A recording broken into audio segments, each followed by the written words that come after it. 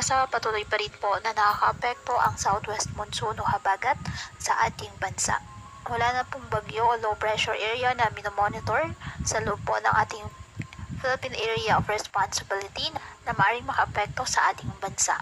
Kaya asahan po ang mainit na panahon sa halos buong bansa, maliban na lamang sa pamumuo ng mga localized thunderstorms lalo na sa hapon at gabi.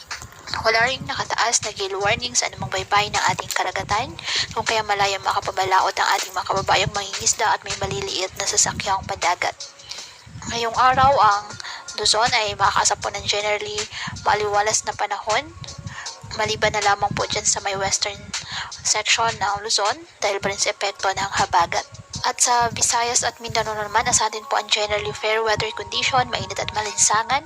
May chance lamang po ng mga localized thunderstorms lalo na po sa dakong hapon at gabi. Kaya pinapayuhan ng ating mga kababayan na may maingat at maging alerto po sa mga posibleng pagbaha at pagguho ng lupa at ugaliin na magdala palagi ng payong o kahit anumang panangga sa ulan sa tuwing lalabas ng ating mga tahanan.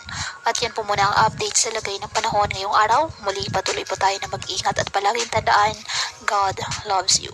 Stay safe.